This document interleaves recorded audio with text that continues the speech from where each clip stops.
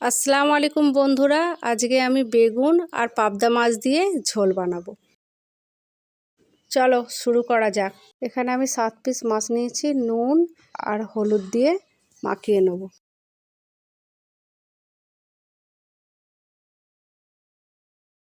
এখানে আমি 2টো বেগুন, একটা টমেটো, 1 পিস পেঁয়াজ, একটা আলু আর কাঁচা লঙ্কা নিয়েছি। এক এক করে সবজিগুলো কেটে নেব।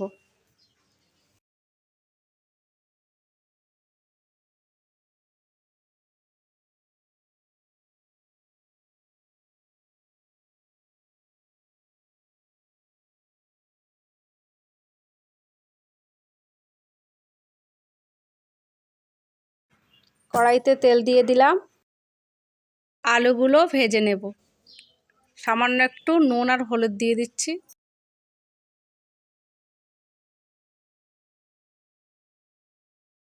ভাজা হয়ে গিয়েছে, তুলে নিচ্ছি। এবার আমি বেগুনগুলোকে ভেজে নেব। অল্প একটু হলুদ আর নুনটা আমি এমন পরিমাণ দেব যেটা চড়ানোর সময় আর দিতে লাগবে না। বেগুনগুলো ভাজা হয়ে গিয়েছে, তুলে নিচ্ছি। কড়াইতে 3 চামচের মতো তেল দিয়ে দিচ্ছি। এবার আমি মাছগুলোকে ভেজে নেব।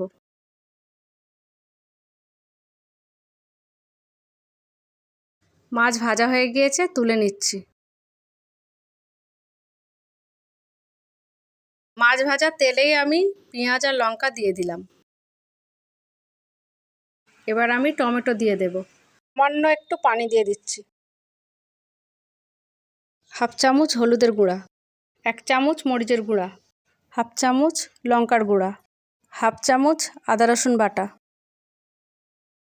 এবার আমি ভেজে রাখা বেগুন আর আলুটাকে দিয়ে দেব। ভালো করে কষিয়ে নিয়ে 1 কাপ পানি দিয়ে দিচ্ছি। ঝোলের উপরে মাছগুলো দিয়ে দিচ্ছি।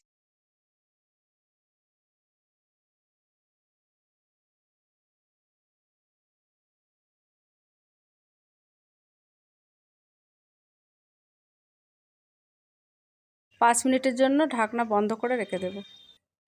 রেসিপিটি ভালো লেগে থাকলে আমার চ্যানেলকে সাবস্ক্রাইব করুন আর লাইক, শেয়ার আর একটি কমেন্ট করে জানাবেন কেমন হয়েছে।